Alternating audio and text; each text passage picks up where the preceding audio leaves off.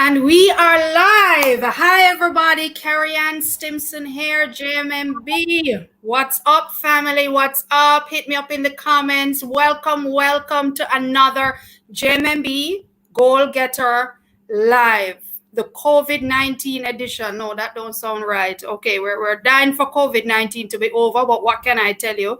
That's one of the main reasons why we're here. We're here to help everybody navigate through this COVID-19 crisis. And it's really been an awesome pleasure to be a part of these fabulous conversations. If you have not been following us, or if you haven't been a part of a Goal Getter Live session before, welcome.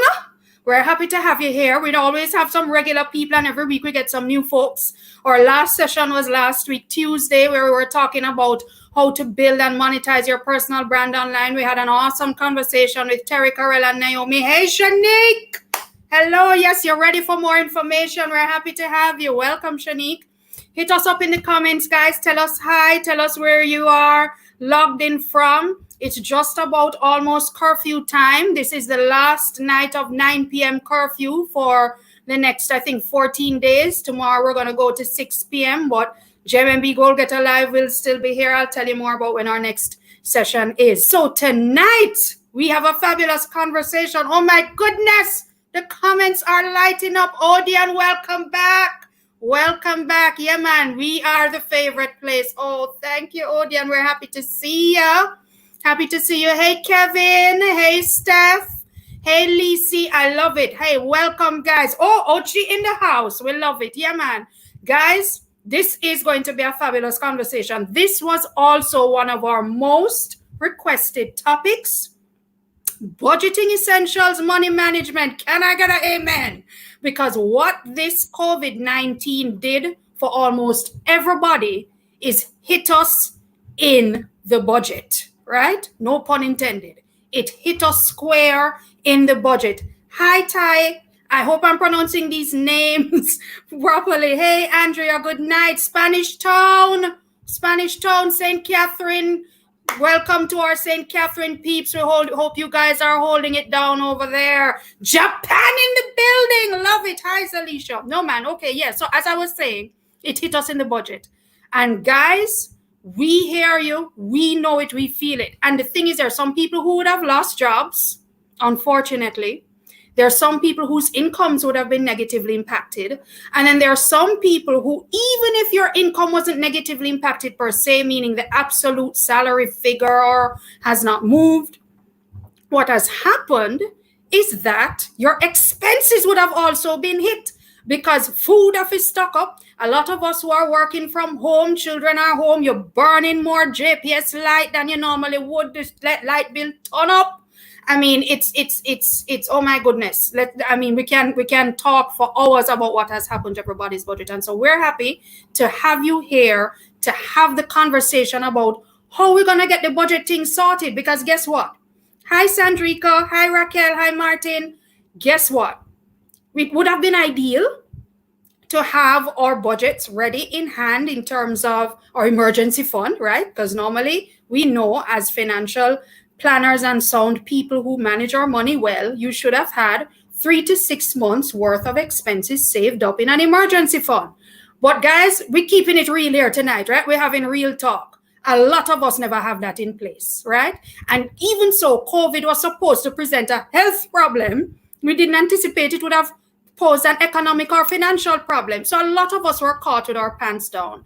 And so we're going to help you tonight how to deal right now in this crisis. And then, of course, what we see as the opportunities, because we're going to come out of it, right? In faith, we're coming out of it. Hey, Montego Bay. Hey, Montego Bay. Welcome.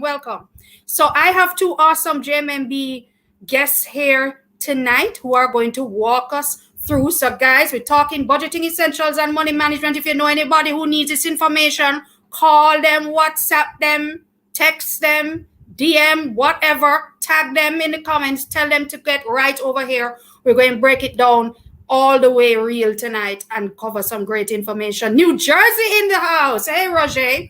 Okay, great. So let me introduce our guest panelists. Well, they're not really guests, because they work with JMMB. So, it's all good. But they're guests to the marketing team who is hosting these live sessions every week. So, first up, I'm going to introduce the man. Well, it's two men tonight. I don't want to hear nothing, so we always have ladies, because we have two gentlemen here tonight, and they're going to break it down. So the first gentleman, who is my little brethren, because him used to come by and check me in my office and sit down and shoot breeze, and don't visit me as much recently, but it's all good, right?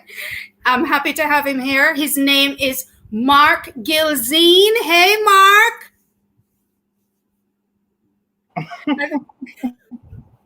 A scandal, you, Mark. You don't visit me. I've got that one, man. Yeah, man. You don't visit me as often. But I know why. It's not because you don't love me. It's because you're busy serving all your clients, and your clients love you. I know that for sure, right? And I'm sure you have some of them logging on even now.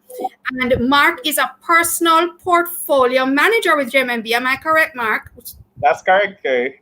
Great. So as the name suggests, he has an awesome cadre of clients, JMMB clients, and he helps them to manage their personal investment portfolio. And Mark is just awesome. And thank you, Mark. We appreciate it. We know you have 3 awesome sons who are safely locked away. Wifey is making sure they don't crawl into the live. So we thank you for being a part here tonight. And then second speaker, panelist, is also a member of the JMMB team, and his name is Roger Williams. So Roger is a financial solutions manager, right? Correct. Great. Roger, just tell me what's the difference between a financial solutions manager and a personal portfolio manager, like what Mark is? That's an excellent question. A financial solutions manager look at a holistic approach in terms of solving financial problems for all our clients. So it may not necessarily be about investment. We take the time out to find out if clients have skill sets that they can monetize, especially now in a period where we are having a crisis, while a personal portfolio advisor position is a little bit more skewed to investments only. All right. Okay, great. So the point of the matter is, folks, if you missed the memo, we have 2 of our top people on this live session here tonight. They know their stuff. They've been doing it for years. As young as they look, they've been doing it for years. And we're happy to have them here on tonight's live. And they have the fan club in the comments. Let me see these comments lighting up. Roger here. You're Roger's uncle. He's scandaling you, right? So that means Roger is about 4 years old. If you're going to be the uncle, then he's probably 4, right? Hey, Matthew. Matthew having feed problems. Log out and log back in, perhaps. And Christine is saying, hey, Roger. So again, guys, let us jump right into it, because as I said, we're going to break it down and keep it all the way real tonight. I started out by saying, COVID-19 hit us for a loop, because we were scared of this disease that was going to come and cause fatalities and really mess with a lot of people's health. We had no idea, most of us, that it was going to cause such an economic or financial impact. It just totally threw us for a loop. And a lot of us would not have necessarily been financially prepared for what was going to come. And now we see what's happening in the economy. Tourism is all but shut. A lot of businesses closing, scaling back, people losing jobs, incomes being impacted, and budgets and expenses. Budgets are shut and expenses are just going through the roof. So let's get right down into it, because we have our questions lined up, and I'm going to start with Roger. So Roger, let's just lay some groundwork now, right? Tell me something. We talk about budgeting generally, right? Which is basically how you manage your expenses within the context of your income. And I know you will correct me because you're the pro. I'm not the pro. I'm just moderating here tonight. But could you start off by telling us, are we crazy though? Is budgeting during the COVID crisis any different from budgeting in just a normal, regular period? I mean, when we're not having a crisis at all, just kind of give us a sense. I mean, or is it just us? Okay, Carrie Ann, that's a brilliant question. My answer to that right off the bat is absolutely. But my favorite motivational speaker is Les Brown. And he said in one of his presentations that life is going to knock us down on the blind side, which is COVID. I also looked at research that was done in 2018 by Northwestern Mutuals. And the number one cause of stress in the United States is money. It therefore means that proper money management is extremely important. And a key element of money management is budgeting. So now that we have COVID, which is real, and it is negatively impacting a lot of Jamaicans, a lot of people across the world. And therefore, if budgeting was never important before, it is extremely important that we create a budget. And it should also be a part of our surviving kit, budgeting.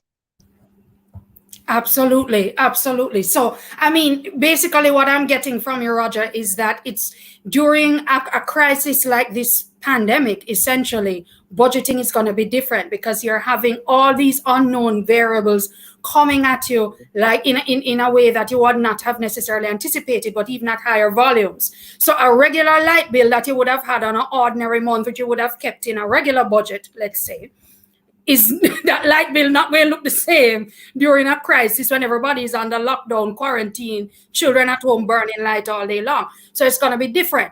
And we know budgeting is necessary. And I'm going to take this to Mark next, because Mark, just tell us now, if budgeting is so necessary, then why is it we have such a hard time doing it? I mean, what's causing us not to get it right, essentially?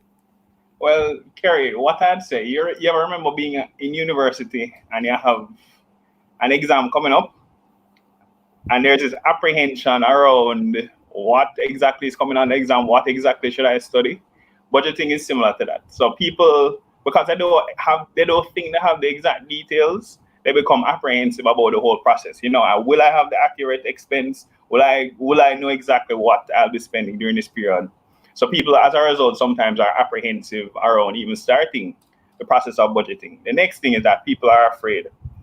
What people are afraid about is that the outcome, meaning that their expenses will exceed their income, and they don't want to discover that, so you kind of hide from what you don't want to find, and that's what a lot of people do. Yeah, I think that's it. And I mean, I that's probably something that applies to a lot of us, because it's the fear, right? You want to have a certain lifestyle. You want to be able to do the things you want to do. And your fear is that when you put it down on paper, the budget, you know, you outline those expenses, you outline the income. When you do the math, you're concerned that the expense side is going to outweigh the income side. And that means you're going to have to make cuts. Yeah. So, I mean, so we get that, right? So that's really the issue that we're level setting with now, is that so budgeting during a crisis is going to be very different. We know that. We know that people have an inherent fear or apprehension to creating a budget because of what we believe doing a budget will reveal about our expenses or income and even ourselves or behavior. So let's move right into it then. When we talk about, let's move into the main steps of budgeting. And I'm going to jump back over to Roger right now. Because, Roger, I would love you to just tell us, let's start out talking to the people whose income has been negatively impacted, right? And I'm sure a lot of us on the live, and, you know, who would have been working in all sorts of different industries, or whether you are an employee of a business, your incomes have been negatively impacted by this crisis. And you know, our hearts go out to everybody who is struggling at this time. So, Roger, could you please tell us, what are the main budgeting steps that these persons should be taking at this time? Okay, before I answer your question directly, which is another excellent question, for this stressful period, I see 3 C's: COVID-19, change in income. I can also, instead of saying change in income, I can say cut in income. A lot of persons, some of my clients basically are now living off 20% of their normal salary. And Mark alluded to the fact that persons are very fearful right now, and rightly so, because if your income cut by 8%, your expenses are the same, then it is going to require that you remain calm. So that's the first step. Yes. You need to remain calm. You need to think in a mind expansive way. You have to look at your resources. What do I have? If you were one of the clients who was frugal in terms of putting aside money for rainy day, which is the 3-month, 6-month emergency fund, then you would be at a good place. But most people, as I know it, live from paycheck to paycheck. Now, there's going to be a struggle, which is, one, how do you balance the equation between needs and nice to have? I call those wants.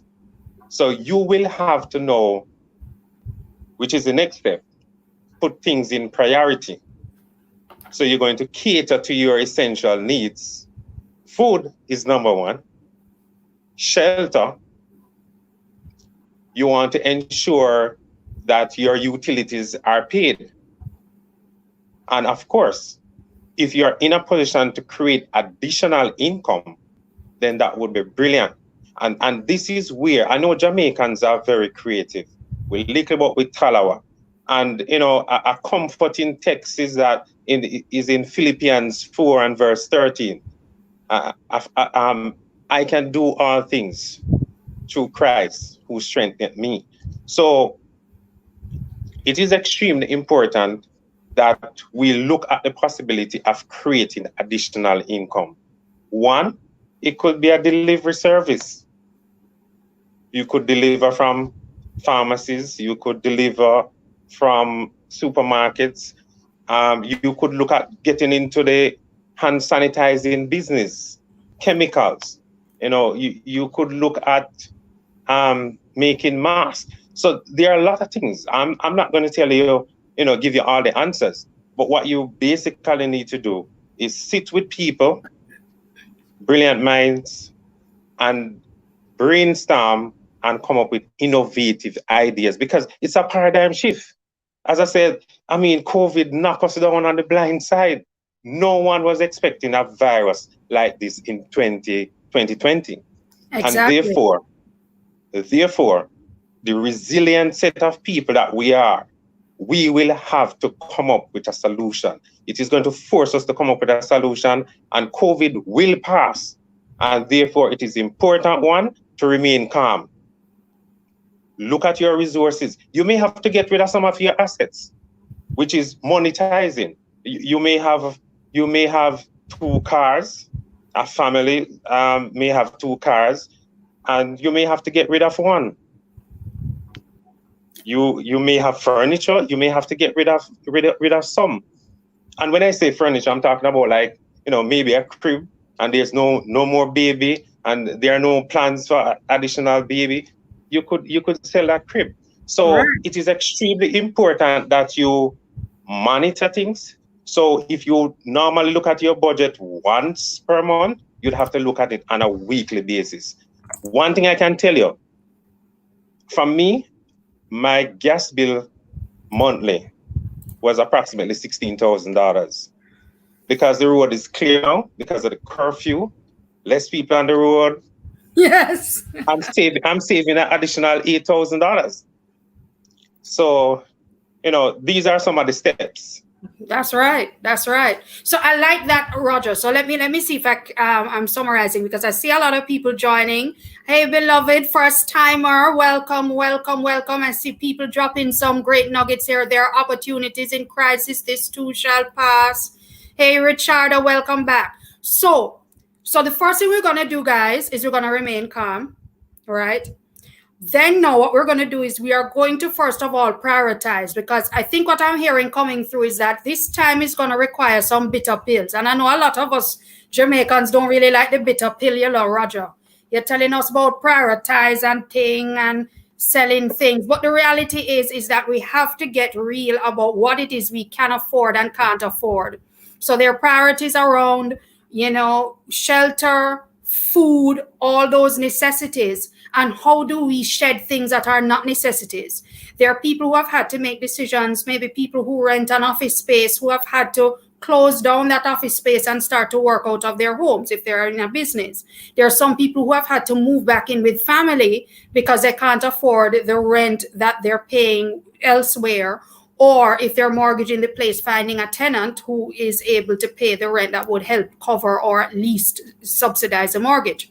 Those are the things. And then the last point, which is a great point, which we're going to actually be exploring later, is about shoring up income. Because when we talk about budgeting, guys, we talk about income and expenses, and we always hear about cutting the expenses, and everybody gets very nervous when we talk about cutting the expenses.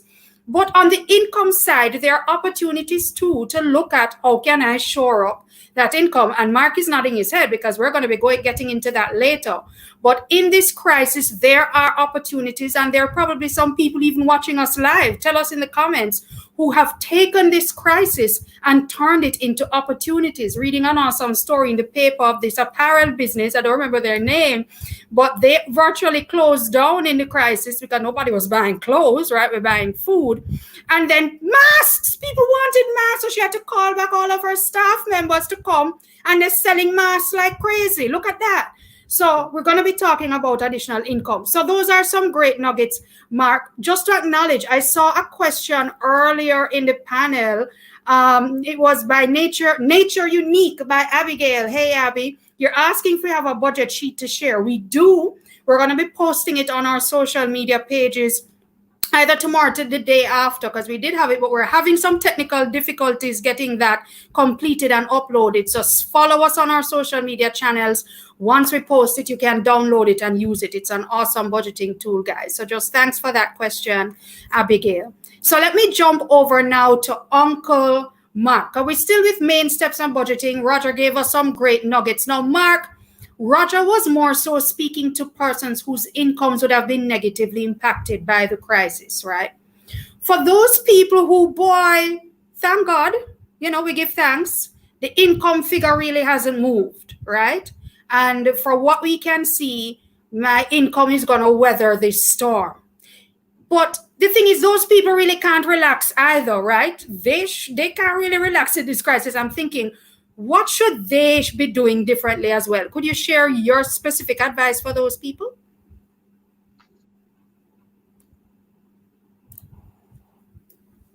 The best thing to do is to take a proactive approach. A proactive approach in terms of looking at reducing your expenses and increasing your income. And this applies regardless, and it is outside of COVID-19. It's just a general piece of advice. The reason for this is that you want to be proactive during this time. You don't want to end up in a position where you have more income than expense, and then you end up getting a negative surprise. So that's the beauty of budgeting. That in doing the process, you are able to determine what your excess is if you have an excess, or what expenses you need to reduce. So I definitely say, even if you're not in a position where you are negatively impacted by COVID, what you want to do now is to look at putting yourself in what you call a defensive position.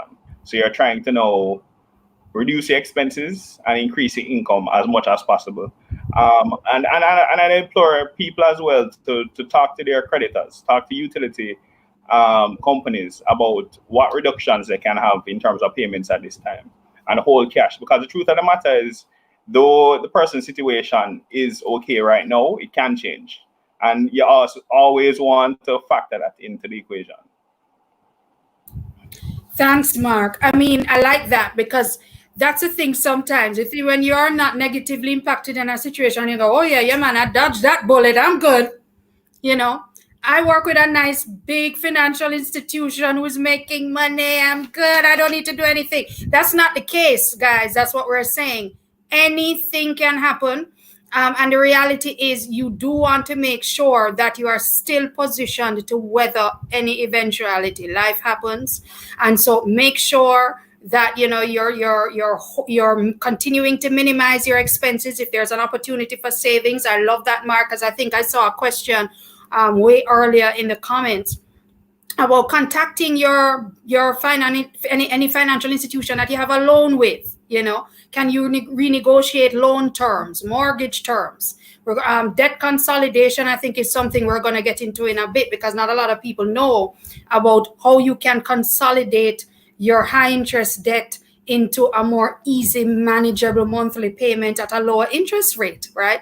Those are the things we're going to be covering. So I love that advice, Mike. So for all of those folks, again, who, thank God, so far the income hasn't been impacted, still be in what Mark calls that defensive position, because anything can happen, and you should always be in a position where you're minimizing your expenses and maximizing your income generating opportunities. Now, let's go to the expenses side, because I saw this question in the comments as well. I'm going to go back to Roger, because for Roger, again, there are some people who would have lost their only source of income. There was a question earlier in the panel. I'm so sorry I lost it, but they were saying, boy, you talk about prioritizing expenses, but I think it was Ian. Hi, Ian.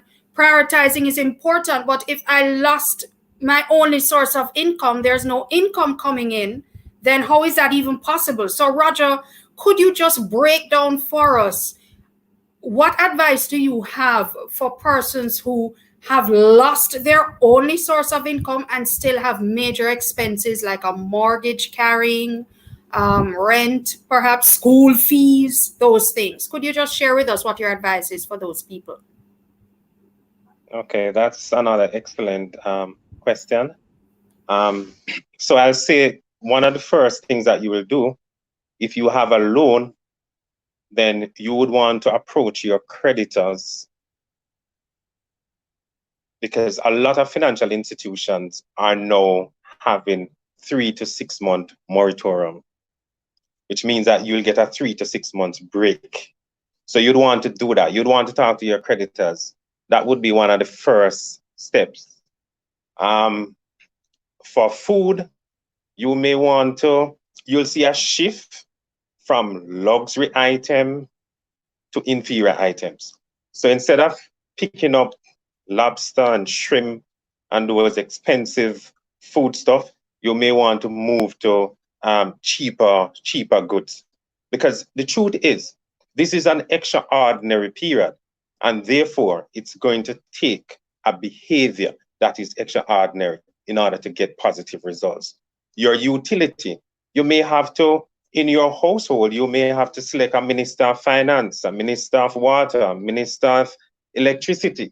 And so you get the family together and say, okay, this is the situation.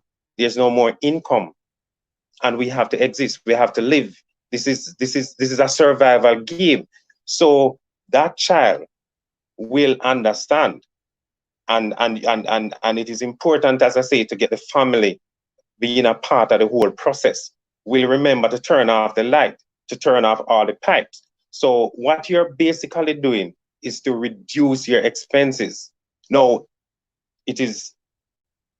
you have no choice here but to either create a business or seek another job.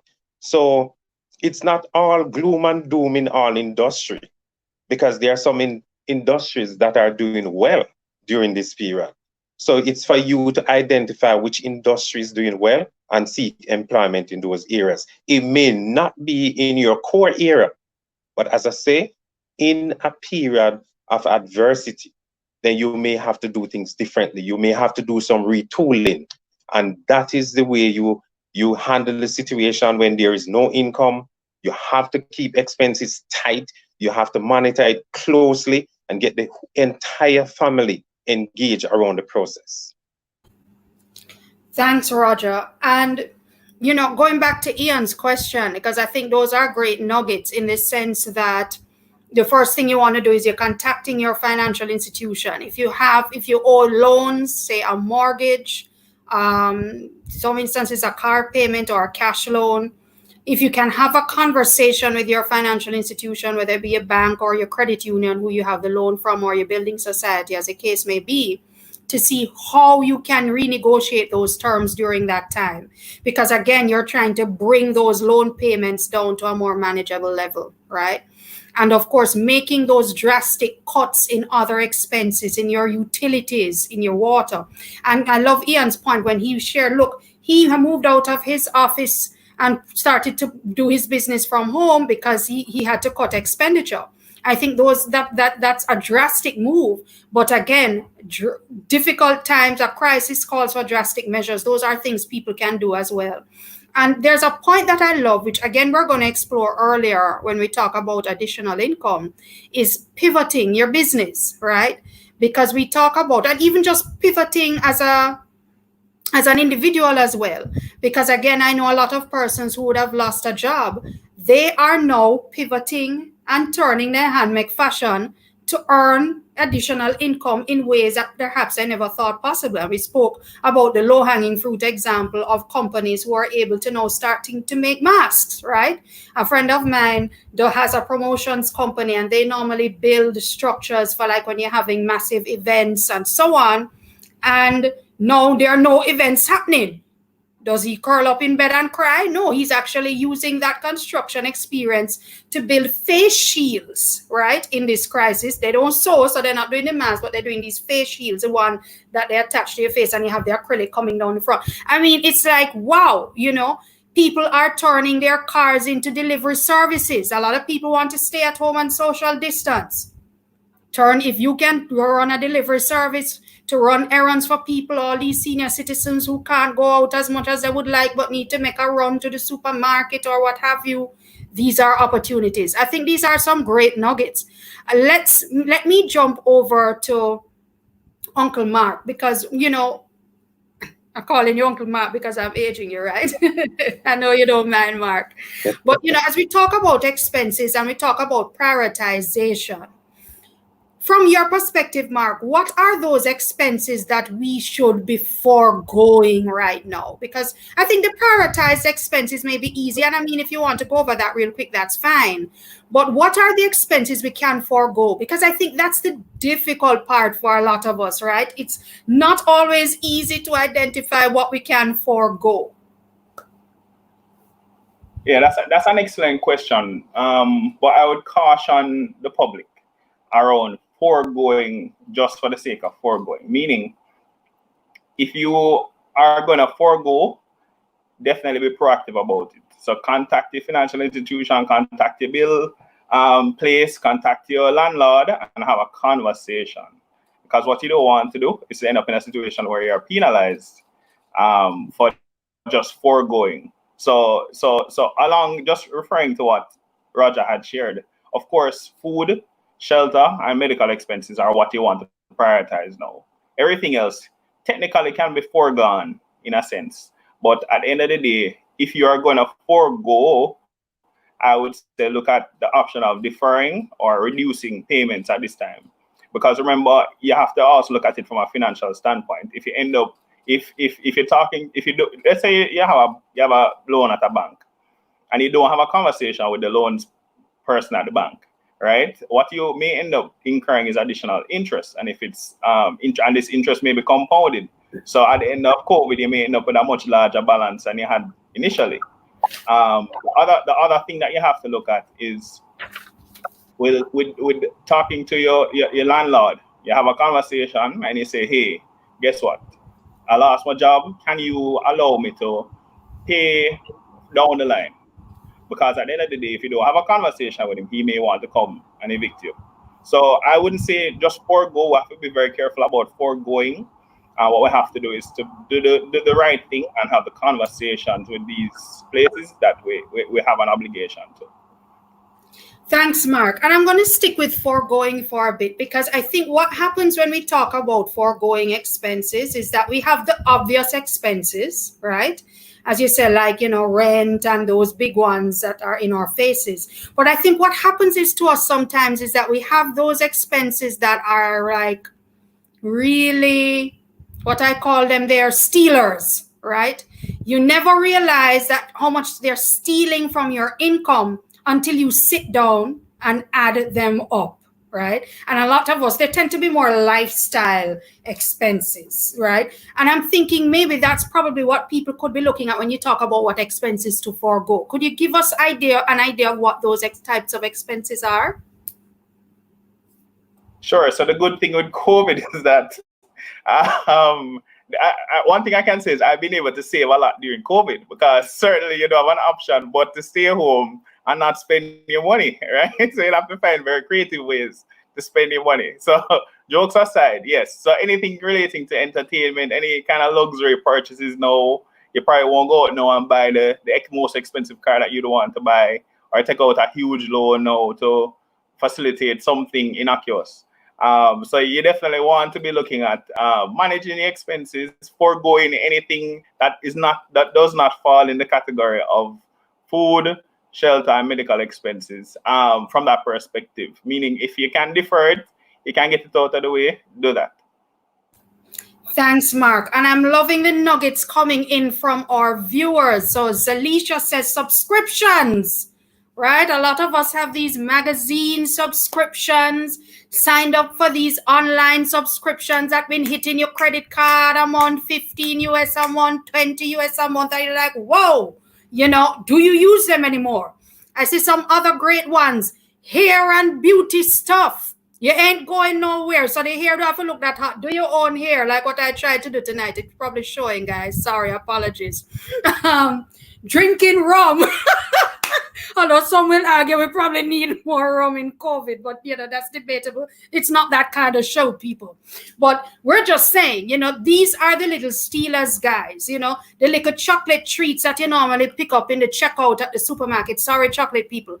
But I'm just saying, it's how are we spending at this time? There are nice to haves and there are necessities. And what we're saying is, guys, look at the nice to haves, look at those little expense stealers and put them aside until you have the time. Until the time comes when you have the income to be able to spend with them again. So that's great. So let's move off of expenses a bit. Let us look at now saving, right? And I'm gonna start back with Mark before I go back to Roger, because I started off with Roger and the expense segment went to Mark. So I'm gonna start off with Mark. Because the thing is, Mark, when we talk about saving, right? It's not necessarily as easy as it sounds, I think. And for some people, it can be what I call kind of elusive. And so I was wondering if you could start off by sharing with us 5 tips of how people can save their money, because you just shared with us and I'm happy for you, right? So I'm looking forward to hearing what you have to say. You said you've actually been able to save more that you're at home, which is kind of intuitive. But let us know, what are your 5 tips that you would give to folks in helping them to know how to save their money? Right. So the first tip I would give to somebody looking to start a savings program is to first be realistic about the amount that you want to save. So what that means is don't try to underestimate the expenses. So what that means is, so you look at your budget, you put pen to paper and you start to write. Don't say, all right, I'll only need $2,000 per month for personal care. Right? When you really know that it's 5,000 or 10,000 if you're buying the expensive hair, or you go to the nails and whatever else it is, right? So you have to be realistic about the amount that you want to save. So when you're doing a budget, you have to work out, all right, I'm going to factor in all of the possible eventualities, and I'm going to choose an amount that is realistic. That in the worst case scenario, I can save that amount, right? The next thing you want to do is to be consistent. All right. And it's more of a drawback on the realistic perspective, because once you're realistic about the amount that you want to save, then it can then be consistent, if that makes sense, right? And the consistency comes from being in a space where even if you get off track, you try to put back the money that you never put the last time. You know, it's a discipline that you have to have. So it's just all about, you know, the whole story of the tortoise and the hare. You just want to be that steady, slow and steady, slow and steady. And if you get off track a little bit, it's okay. You just keep going, slow and steady, slow and steady. The next thing you want to do is definitely set either a dollar amount or a goal that is linked to a dollar amount. Now, what I will do is to give you a perspective, and it will also encourage you. All right. So if you're on a savings program and you don't have an amount that you want to accumulate, then where exactly are you going? All right. So what you want to do is to definitely set an amount, and it is like a little carrot that you dangle for yourself. You know, say if it's $1 million, you say, boy, man, I want to have $1 million, and once I have $1 million, then I'll be set. Or I need $1 million to pay down on my house. You know, so once you have a dollar amount, then it would act as an encouragement, and it keeps you focused and on track. The next thing you need to have is a time horizon, right? So yes, you have the dollar amount, but you know what, I want to buy that house by next December, right? So what that does now is if you ever get off track or you have an unexpected expense, when you have a set time horizon that you have to be on now, what you have to prioritize is maybe when Christmas comes and you get that bonus, you have to put back that money now and replace what the unexpected expense took, right? And the biggest thing I would say about saving is to forgive yourself, right? So the truth of the matter is that you'll be on a savings program and things will always pop up. Unexpected expenses will always come to the fore, right? So what you have to do is to say, you know what? I'm starting a savings program, but guess what? Things will pop up and it's not going to discourage me. You know, a medical expense might pop up, God forbid, or a child, you know, get into some issue. You don't know, all kind of things can happen in life. See, COVID come now. It's like a metaphor for just unexpected situations, right? But the most important thing when you're on a savings program is to eat whatever comes. You try to be in a space where, yeah, man, that's okay. That's okay. I'll get through this. That's okay. And taking that approach now will get you through it. Thanks, Mark. I love that, because what you're really trying to advocate is setting a structure really around saving. So saving is not, oh, okay, I didn't spend this money on this month and I saved. You know, you have to start out by setting that amount, putting that target amount down, what you're saving towards, how long, what's the time horizon you want to set for yourself to get there, right? I'm making my notes, right? Forgive yourself when you get off track. We love the idea of staying consistent. If you can set up a salary deduction, that's also great. And what I'm liking actually is the engagement in the comments, because we're getting some really great nuggets, right, guys? I mean, everybody here I want to big up Natasha from Montego Bay, who says she's doing her mani and pedi at home herself right now, listening to JMMB, saving some money, Natasha. We love that. Yes, that's an opportunity to save. But getting some great nuggets here about how to save, because talking about where you shop, right, guys? We know some of us may have a regular supermarket or gas station that we like to shop at because, hey, the people are nice and it's right next door to our house. But guess what? If there is a cheaper supermarket not too far away, or a gas station that sells the same gas at a lower price not too far away, there's an opportunity for savings there. Somebody in the comments here, where did they go? There's so many great comments. Somebody says, you know, if you're spending so much time at home, it was Christine. If you're on Facebook, if you're spending so much time at home, then you don't need data plans really to burn up on your cell phone. Use your Wi-Fi if you have the Wi-Fi at home. Some great nuggets. Preparing your own food. We got a great recommendation there. Cooking at home instead of eating out. Awesome, awesome nuggets. But we love those tips, Mark, about really being focused, being deliberate, being disciplined, setting that goal, and making sure that you set up and have the money going to the requisite place where you want to save it and invest. Mark, could you kind of quickly share with us, I mean, for those JMMB solutions, because I know everybody wants it, you know, I know we get the question in the comments, what are some of the savings and investment solutions at JMMB that you would recommend folks can put their savings in if they're able to do so? Mark, I'm sorry. Man. Yeah. Mm-hmm. So JMMB, so at JMMB we have, well, when Joan Duncan started JMMB, her idea was to allow for every Jamaican right, to benefit from the money markets. Basically, what that means is, the bottom line is, she wanted Jamaicans to get a little bigger piece of the pie, right? So at JMMB, our products and services are structured in such a way that clients get a little bit more, right? Most times clients get a little bit more. So if you're just starting out and let's say you have less than $100,000, you can open a JMB Giltage account, a JMMB Giltage, right? That's GILTEDGE. Giltage account. I know the name funny, right? So you can start that account with just $1,000 Jamaican dollars or $100 US. So that's the first option. So you're just starting out, you want an account that will give you an above average rate of return that you have the flexibility with. That if you have an emergency, you can access the money, right? Now, if you start your savings and you probably get your partner drawing, let's say you have $100,000, right?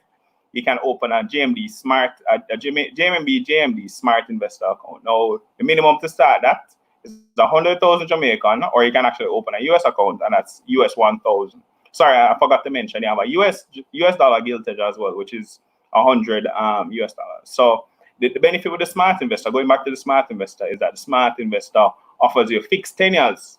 Now, what's the benefit with fixed tenures? Benefit with fixed tenures specifically is that it keeps you on track. Right, so how JMMB structured the Smart Investor is that you start saving, and then if you have an emergency, what we do is you might get a smaller interest on the amount that you. So all right, so you know the traditional fixed deposit. If you break it, you lose everything. Right, we didn't structure the Smart Investor that way. So the Smart Investor structure that you get a little smaller interest on what you've taken, but what you have left, you continue to get the same amount of interest. And the other benefit with Smart Investor is that you get a very attractive, a decent return, right? Even with just your 100,000 Jamaican or your 1,000 US, right? So some is not just 100,000, but that's one thing with JMMB. You know, we try to give clients that little bit more that they deserve. Thanks, Mark. Thanks for those examples. And I mean, what a lot of people don't necessarily know as well is that JMMB, we not only have an investments company as part of the group, we have JMMB Bank as well, which has CDs and savings accounts and checking accounts where you can save and have cash available. But now I'm going to switch over back to Uncle Roger, right? See all the nephews coming in from New Jersey. Because there's a great question here from Angie. Angie on Facebook is saying, okay, guys, all this is nice when we talk about savings, but what if I've lost my job and saving is not part of my reality, right? And we know there are a lot of people like that. And, you know, we continue to really empathize with people who would have lost their jobs or lost income or lost a business at this time. So for people who would be in that position, and so saving is really not something they can do, what should they be doing right now, Roger? That's a great question. I want to take this question from the view that you have been investing over the years. We had the #1 stock market in the world for the past 2 to 3 years. And so some investors would have been seeing double-digit return on their portfolio. So what I would suggest at this point in time is that if you are in the money, meaning if you're in a gain position, then you should look at crystallizing your gains, convert that to cash. So that's one thing that you can do. I'm going to go back again to being creative, being innovative, find a job, start a business. The fact that our movement is somewhat restricted, what it used to cost for transportation, it is significantly less now. I mentioned earlier that my expense where petrol is concerned used to be approximately $16,000. For the month now, I'm doing approximately $8,000. So that in itself is saving. So you look at the various activities that you normally engage yourself in. You give up some things in the budget, some expenses in the budget. For example, gym, you cut that out. So that is additional savings. So these are some of the creative things that you can do. Look at your budgets, get rid of the wants and focus more on your needs. And that is technically, in a sense, a way of saving.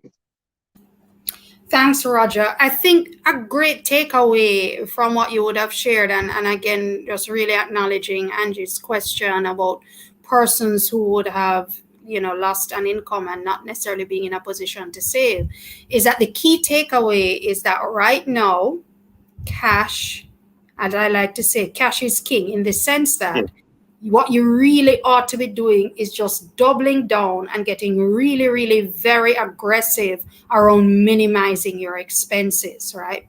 And Roger, you shared some great nuggets about looking at those traditional expenses and how you can cut them, cutting the gas bill, cutting the utility bill, right? And yes, there would have been some little luxuries that we used to indulge in.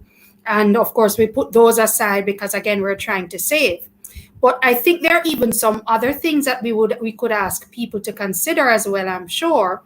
We spoke in the preparation before we go live, guys. We kind of do a little huddle here backstage. And one of the things we spoke about is that when you think even about your credit card bill, for instance, ordinarily, a lot of financial advisors would say, look, pay off your credit card bill every month. Don't carry a balance because it's a high interest debt. The reality is, if you've lost your job and you don't have income coming in, then maybe paying that minimum payment is all you can do and all you should do. And it's okay right now within the context of the crisis, right? And once we get out of the crisis on the other side and you're able to recover, then you can clean it up. But we really need to get very aggressive about bringing down those expenses, even in ways that you never thought were conventional. And as we said, if it means you have to move back home with a parent, yes, your mother or your granny may be miserable. But if you have to catch with them, I'm just saying, we're keeping it real, guys. We're in a crisis. True. We're in a crisis. So if it means, a couple people have to huddle together under one roof to save some money on rent and all these sorts of things, we really have to get very, very triple time aggressive about how we can do that. I'd love to touch on debt consolidation, and Roger, if you could explain it for us, could you? Because there is something called debt consolidation or loan consolidation, which JMMB has as a facility available through JMMB Bank, that not a lot of people know exists as an option for them to really help to bring down their loan payments to a more manageable level each month. Could you share with us what a debt consolidation loan is, a facility? Okay, great question. So what it is basically is swapping your expensive debt for a cheaper debt. So you may have your credit card that you're struggling with. The interest rate on credit cards ranges between 40 to 47%. You may want to convert that to an unsecured loan at, say, 12 or 13%. Now, that in itself would significantly reduce your expense. You may have multiple loans, and instead of trying to find 4 different payments each month, then you could take one loan and reduce that payment. So that is what debt consolidation is about, swapping your expensive debt for cheaper debt. Thanks, Roger. That's a great explanation, because I think somebody may have had a question earlier about, does JMMB provide loans for people who pay rent? No, I don't understand. I didn't get the context, given how the question was asked in the comments. I didn't get the context of why the question was asked, but I think it's great to presence, debt consolidation at this point. And I'm glad we did, because that's what it's really all about. It's recognizing that you have a lot of debt, whether it's high interest credit card debt, student loans, can I get an amen? Even things like, certain other expenses that you may have had amassed over a period of time. And, it's a lot on you to carry.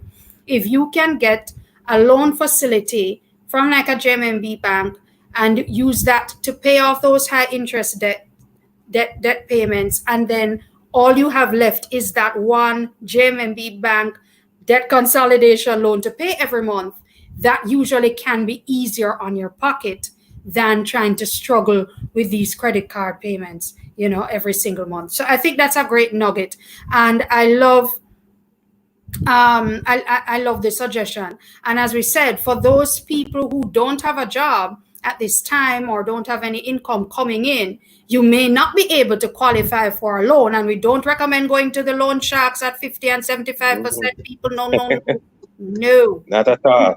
Digging a hole there.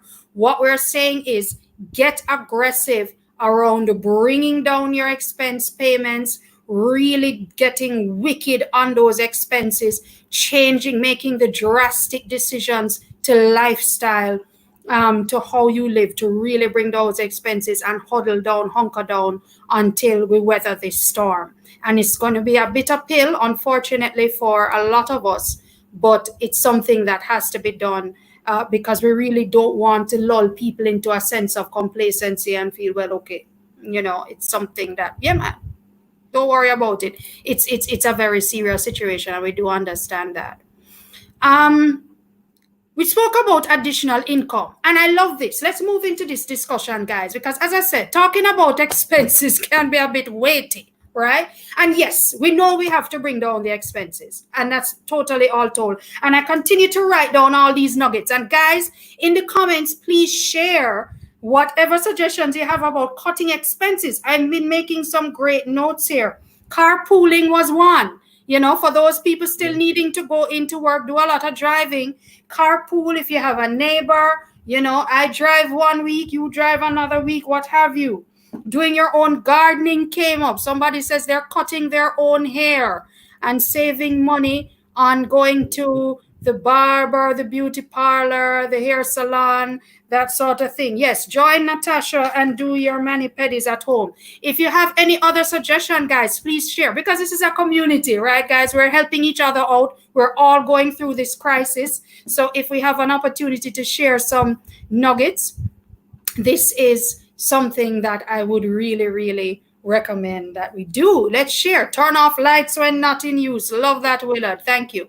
So additional income now, because as we said earlier in the live, in your budget, you basically have the expense side and the income side, right? And it's easy to say, if you want to save more, cut those expenses. Yes, that's a knee-jerk response. And yes, we want to make sure that we're minimizing those expenses.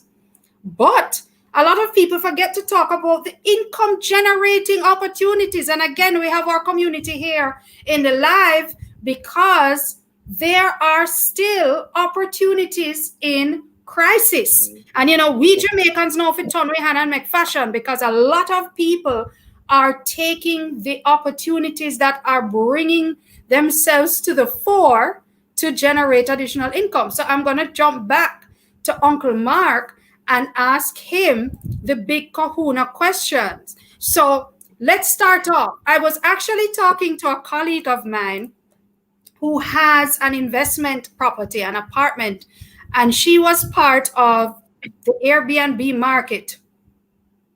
Whoa, the Airbnb folks. Any Airbnb folks in the comments? Oh my goodness. Airbnb basically feeds off of a tourism sector kind of thing. They have been struggling, right? And, when we talk about all those people with investment properties, rental properties, and so on, those properties would have served as a means of income. And of course, again, with the advent of the COVID-19 pandemic, those properties would have, those income generating opportunities would have all but dried up, barely surviving. What's your advice for people in those positions, Mark? As you said, Kerry, we have to turn away hand make fashion, right? So, but before we turn away hand make fashion, for those people, if they have a mortgage, the first thing that they need to do is to go to their mortgage provider to see if they can reduce their expense, as in the monthly payment on their mortgage, or defer their mortgage, right? What that simply means is that you probably extend the tenure of the mortgage to a longer time, and then get say a 3 to 6 month period where you don't have to pay anything. So that's the first thing I want to do, is to buy some time to then take the second action that I'm going to recommend now. And the second action I'm going to recommend is that the good thing when you have a property, maybe I've been doing Airbnb, you can then what you call repurpose that property. And in repurposing that property, you can simply make that property a rental property. So your typical lease agreement, 1 year contract, and you look at getting somebody in on a, you might have you certainly will be reducing your income, because when you do a vacation rental, it certainly gives a higher income than a long-term lease. But certainly if you want to be able to cover the mortgage, it's an option for you. So first we'll look at the option of getting a long-term, a regular 1 year lease agreement where you have your property as a rental property, right? That's the first option. The second option you can look at is if it's a large property, you can probably have it as a student property. Let's say it's close to a school, right? So you can divide up the rooms and rent it out at a cheaper price to each student. But then at the end of the day, you get an even higher income than on your long-term lease, right? The third thing you'd want to do, if you, as a last resort, let's say you're unable to repurpose the property. Let's say the mortgage provider only gives you 3 months and then nothing after that, God forbid. The last option is to look at selling the property. Now, when you sell a property, the first thing you'll be looking at doing is hopefully holding that cash to reinvest in a property when the market turns. Because as we know, markets go up, markets go down, and the markets go up again, right? So you do want to be looking at selling the property, holding cash, so you can then buy another property when the market turns, or even just before the market turns, get back into the saddle once Airbnb open back up, right? The other thing you can look at is actually redeploying those funds into another kind of business. As we say, yesterday I went to the pharmacy and I see the counters full of masks, $500 masks, one mask for $500, right? And you know that it's just these people at home sitting down with them singer sewing machine and them trying to hustle, right? And it's an excellent hustle, because as you can see now, I think today, everybody in Jamaica has to wear a mask. So it's an excellent business opportunity. So you can look at going into the chemical business. You can look at going into IT. You know, you get your $10 million off the property, because property values have certainly been appreciating in recent times. You might get a nice gain on selling the property, and you can go into another kind of industry, right? So that would be the last resort, to sell the property. Just to recap, so the first thing, buy some time. That is regardless, you have to buy some time. The second thing is look at repurposing the property. So you can do it as a student property where you divide up the rooms, or you can just do a regular long-term lease where you market the property as a rental property. Thanks, Mark. I appreciate those tips, because incidentally, that same colleague that I spoke to, one of the things she'd done was, again, if Airbnb wasn't working, she actually got somebody to rent it for a lease, a longer term lease. Because at the end of the day, I mean, the money may not be as good, but at least she was able to just about, cover the mortgage payment, which again, during this crisis, we may not be able to make as much profit as we'd like, but certainly if we can subsidize significantly that mortgage, or at least cover it, it will really make all the difference, And I appreciate that advice as well, about maybe there's an opportunity to sell the property as a last resort. But I think the point is well made, is that talk to your financial institution if you need to renegotiate, see what other rental opportunities that property can provide. I mean, I also want to share, and again, I would love the persons on joining us, our viewers, to share what they see as opportunities right now to earn additional income, because I see some great expense saving opportunities in here. I mean, empowerment consults, cutting back on snacks and juices, and going back to the days of baking your own puddings and cakes and toto and juices, healthier bodies, loving that. Everybody, as I said, Jamaicans, we know if it's on we hand make fashion. But when we talk about additional income now, I'd love to know what opportunities people are leveraging. And just to let you know, guys, again, we've been doing this series for just about a month now, if not a little bit longer.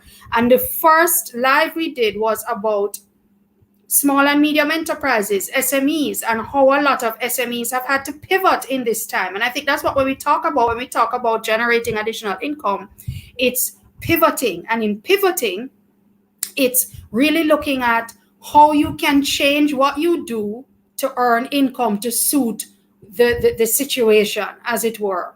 And one of the things we can do is look around and see what people need. So we've been talking a lot about masks, right? So lots of masks going around, right? And then with the Prime Minister's announcement last night, when he basically has now said every Jamaican in a public place must wear a mask. So before it was just over 65, before it was just the flu-like symptoms. Now everybody needs to wear a mask. So mask is one thing, face shields is another. We talked about people who had vehicles and are repurposing their vehicles to do delivery services. I was talking to this young lady the other day. She has a catering business. And she was like, you know what? My catering business is not doing all that well because she used to cater for weddings and funerals and all these things. And unfortunately, nothing above 10 people. I have an uncle who actually officiated a funeral 2 weeks ago with 10 people, interestingly enough. So it can be done when you talk about saving expenses. But what we were sharing with her is you're a caterer, and yes, you can't do expenses, but look how many people are stuck at home and have to cook and hate it, right? Couldn't she be catering for people who are stuck at home and really don't want to cook every day?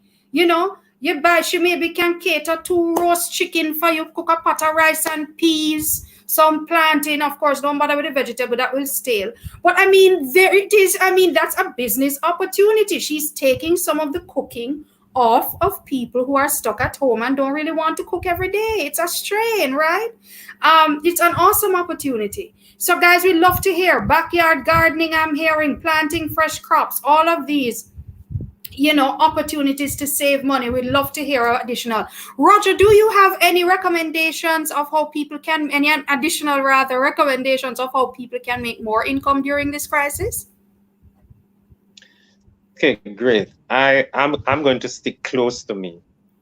For example, I have a son, and he created a channel on YouTube, and he earns approximately 400 to 600 US on a monthly basis, and that is passive income. So as I say, it's being creative, being innovative, and he's at work. He's a young engineer. He's at work, but he's earning passive income. So it is going to, you have to dig deep into your creativity to come up with brilliant ideas. So that is one of them. Create something online. Absolutely. I love that recommendation, you know, because actually when I mentioned our last session last week where we were sharing with folks how they can build their own personal brand online and make money from building a personal brand online. And a lot of people are doing it in Jamaica. And again, that's US dollars, right, Roger? It's really amazing. So, you know, the internet is really a wonderful place in the sense that, you know, you're not just limited to what is in Jamaica or limited to a Jamaican clientele. Exactly. You do, as I like to say, the world can be your client because there can be income generating opportunities right over the World Wide Web as you reach out to people all over the world who are willing to pay for a product or service. That's wonderful. And just to say, guys, that next week we are going to have a session solely dedicated to talking about how you can make additional income in this time of crisis. So we're really going to dedicate a full hour to that conversation. We're going to have 2 awesome panelists, but I'm not going to share who they are yet, right? Because we want to make sure the contracts are signed.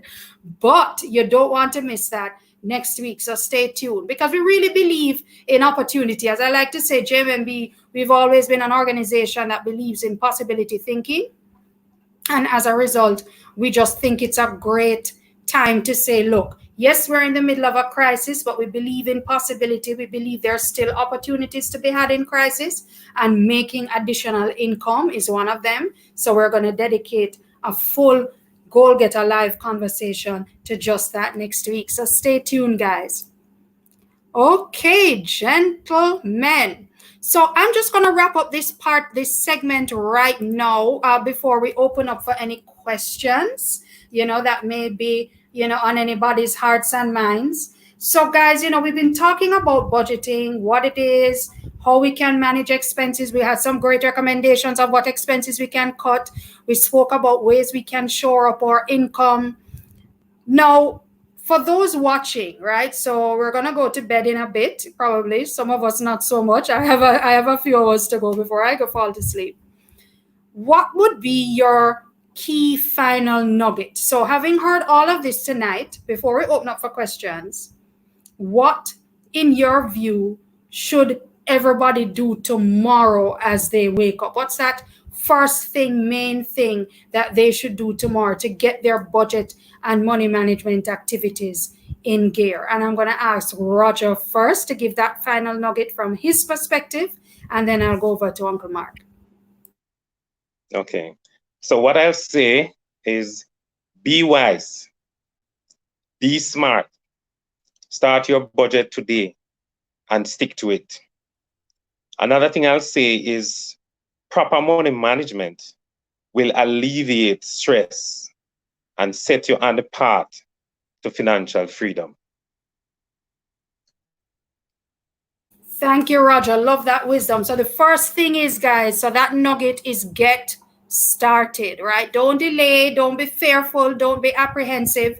Write down those expenses, right? Write down every little one of them, every sweetie, every peppermint, every sweetie, every candy, every subscription. Scour your credit card statements, your bank account, see where those expense stealers are going, and chop, make those lifestyle adjustments and really get a handle on how you're spending your money. Where is your money going, so you can make those modifications? And this applies to whether your income has been negatively impacted by COVID-19 or not. Just get started, write it down, get it in place. And as I shared, we do have a tool that we're going to be putting up in the coming days. Just follow us on social media, and once it's ready, you can download. So over to you, Uncle Mark. What's your final nugget before we open up for questions? So I beg you, Jamaicans, JMMB, it's my webinar family. The most important thing you can do when setting up a budget, the first thing you want to do is to expect the unexpected. All right, we see with this whole COVID thing, nobody knew this was coming.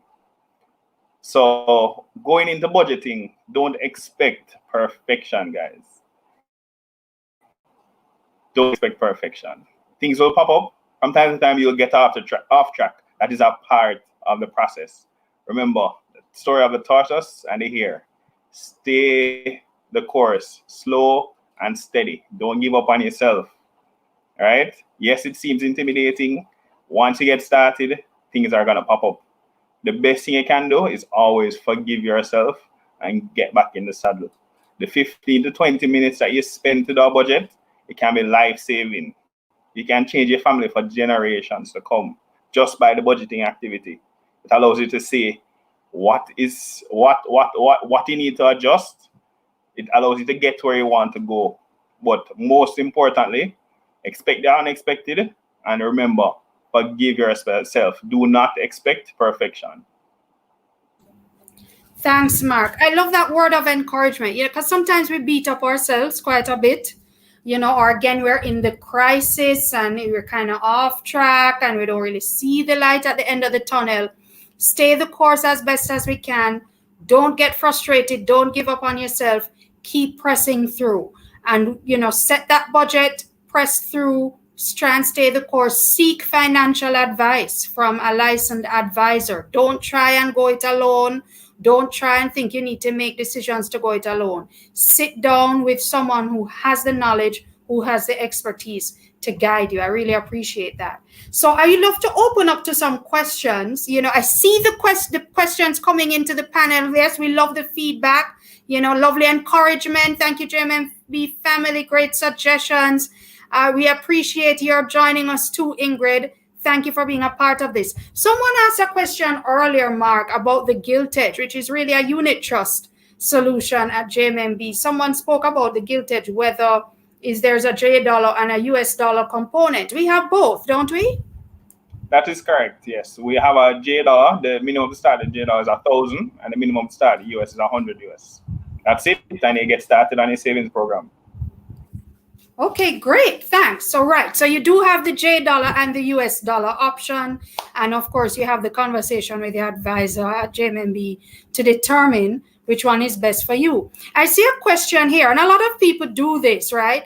Odian, I hope I'm pronouncing the names correctly. Odian from Facebook, basically asking, should you have what they call a petty savings account at home where you have your coins? I'm sure probably the analogy is putting the money under your mattress at home, probably. Oh, then I hope I'm not putting words in your mouth. But should you have your petty savings account at home, different from your primary savings account at the bank? I mean, what do you guys recommend? Roger, what do you recommend? Well, I say for convenience, you usually get home with coins in your pocket and in your purse. So for convenience, you would want to save all your coins, and over time, it could be a significant amount. So yes, I encourage investors, I encourage individuals to save at home. It is extremely important. When you add it up over time, it can make a significant difference. That's a great suggestion. And I would say also know yourself, guys, because if you're going to keep the coins at home but keep dipping into it, maybe it's better after a while you just put those pennies in an account where you can't touch it. But fine, absolutely. If that's your methodology for putting funds away because you always have these change coins left over, absolutely. And of course, make the transition into an interest bearing account, because that's the thing, you could be missing out on earning interest on all that great money that you have at home. So that's great. Here's another question, and we get this, it's a very popular question. Anthony from Facebook is asking, during this crisis, right, would you recommend buying stocks or not? Mark, what would you say to someone who is considering investing in stocks right now in the middle of this crisis? I definitely recommend buying stocks for those of us who have our emergency fund, who are comfortable financially, who, let's say they were to lose an income for a year, they can certainly manage paying all their expenses after they've done their budget. What I would say, the first thing you'd want to do when you're looking at buying stocks is that you want to look at buying what you call blue chip companies. Blue chip companies are companies with what you call a high market cap. What a market cap really is just you just multiply the number of shares the company has outstanding by the share price. So you want a company that is large in terms of it's a large capital base. It's a big company, and that company has proven in the past to earn a very high revenue and has had consistent profitability, and profitability as well that is not as exposed to, or it won't be as negatively impacted by many different variables, right? So let's say a supermarket business were to go public. In the JSE context, you have your blue chip companies. You have a NCB, BNS, JMMB, Grace Kennedy, Sagicor. Those companies are companies that once the market is ready to turn. First of all, sorry, a disclaimer: I'm not licensed in this category to tell you which stocks to buy. But I'd say that blue chip companies are the companies you want to look at coming out at this time that are obviously now selling at a discount to where they were prior to the whole COVID crisis. So there's a huge opportunity now for you to make money. As I say again, the disclaimer is to those people who already have their emergency fund, who are comfortable financially, and if, God forbid, they were to lose their income for, say, a year, they can manage. Look at blue chip companies first. Thanks, Mark. I really appreciate that nugget, and empowerment consoles. I love that summary from Facebook saying, and that's what Mark was saying. Look at companies with strong fundamentals and the potential to weather economic turbulence. Because just to say, folks, again, we've been doing these sessions for a few weeks now. You can go to our YouTube channel, JMMB Group Jamaica, or our Facebook page or Instagram, Twitter, where you can see recordings. And we did a great session some weeks back on how to keep your investments on track during COVID-19. And we did actually cover a lot of great content about how to keep your investments on track during COVID. So feel free. We're all in curfew now, right? And curfew period is going to be extended tomorrow. Nobody's going anywhere. So take in all of that great information. But what Mark is sharing here is there are some opportunities now. Make sure that you're buying stocks in organizations that from where you sit, you believe they would be best able to weather the storm. And I know it came up in that conversation as well that we had with Greg and Peter at the time. A similar question came up from Abigail again, Nature Unique, where she was talking about making IPO investments at this time. Now, I know there are no IPOs in this space, right, guys? No initial public offerings, right, Roger? Could you kind of say why that is? Because there are really no IPOs on the horizon that we know of at this time because of the crisis. Can you say why that is, Roger? Okay. Based on what is happening with COVID and the high level of uncertainty, when there is a high level of uncertainty and crisis, what will happen is that the market will react to it. And we saw what happened in the month of March. The value of a lot of assets went down significantly. So at this time, you won't be seeing any IPOs. But one thing I can tell you for sure, there are a lot of opportunities in the sense that there are companies with strong fundamentals that are selling way below their market value. I can tell you one particular stock. I remember NCB selling at $215. You can now pick up NCB at $150. You look at a Panjam that was selling for $106. You can now pick that up at $74 and $78. So there are a lot of opportunities there. You won't be seeing any IPO at this time in the market because of the high level of uncertainty. But however, there are opportunities on the stock market. You just need to come in, speak to a financial advisor, and they will guide you. Thanks, Roger. And I do like that final point, speaking to a financial advisor, because we're using terms here like blue chip companies, blue chip stocks. And I see already a couple of people are like, what's that? The reality is that we recognize that this is a live webinar. We have scores and hundreds of people watching either the live session or the recording. And we know that everybody's appetite for risk is different. Everybody has a different time horizon to invest. So whatever we say here obviously would have to be customized and tailored to what your individual situation is. And we always encourage at JMMB that you speak to one of our licensed advisors, because for some people, maybe investing in stocks right now is not something you should be doing, again, based on your unique situation. So we encourage you to have the conversation. So, gentlemen, let me do a final housekeeping item before we officially wrap up. So we are here. It's Tuesday, right? On Thursday, we are back with you again. We took a break last Thursday. We're back with you this Thursday, and we're going to be talking about a topic. Now, at the top of this live, we're talking about types of expenses that we can be cutting. And somebody mentioned rum. And I said, well, maybe rum is something we need a lot of. I'm kidding. Yes, it's not that kind of live stream. But maybe the one on Thursday, we want to make an exception and break out maybe the wine bottles, if not the rum bottles. But we're going to be talking about homeschooling and navigating, balancing homeschooling and working from home and all these things. You know, people don't like the term new normal, but it is the new normal, I guess, for a lot of us. I'm included in that.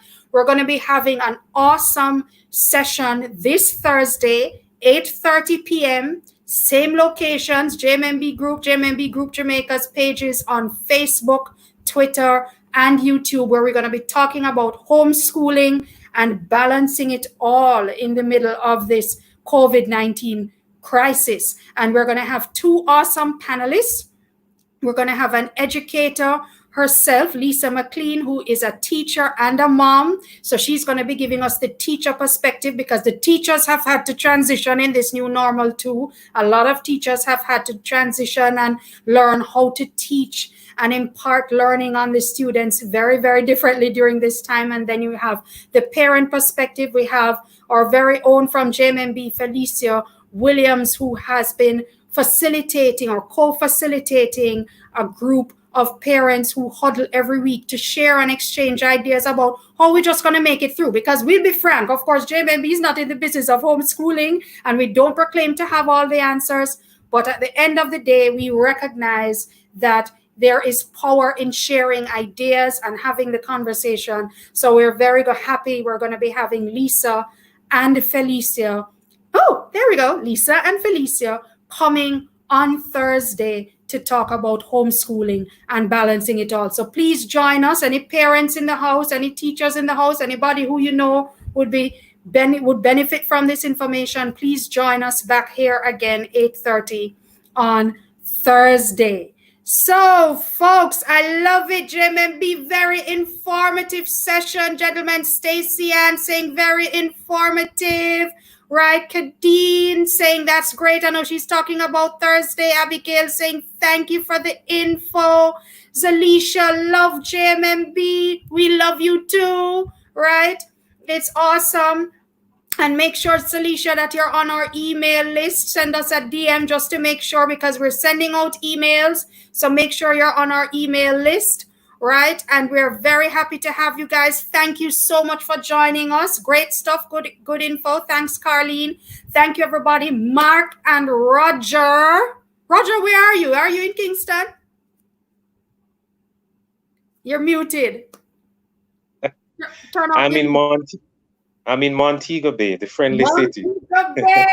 See, I knew where you were, but I just wanted to say that because I know the Montegonians love them from Montego Bay, So Roger is from the Montego Bay. Yes, Natasha. See, Natasha with her nails and toes, they're dry already, Natasha. See, Roger, your brethren from Montego Bay was here for you. And Mark, of course, is in Kingston. We're all at our respective homes. And we thank you, gentlemen, for sharing your time. Thank your families for loaning you to us tonight. And we thank you for your nuggets. Thank you for your insight and your wisdom. We hope we were able to share some great tips and advice out of this live webinar on budgeting essentials and money management. We really appreciate your time.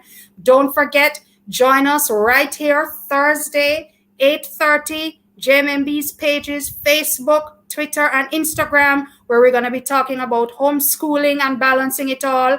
And then we're coming back again next week. We're going to be talking about more great stuff, including how to make additional income during this crisis. So thanks again, everybody. Everybody stay safe. Turn out your yard. Do what you need to do. We're going to make it through, guys. We're going to make it through. Just do what we have to do. Thanks, everybody. Have a great night. Stay safe. Blessings from your JMMB family. Bye, everybody.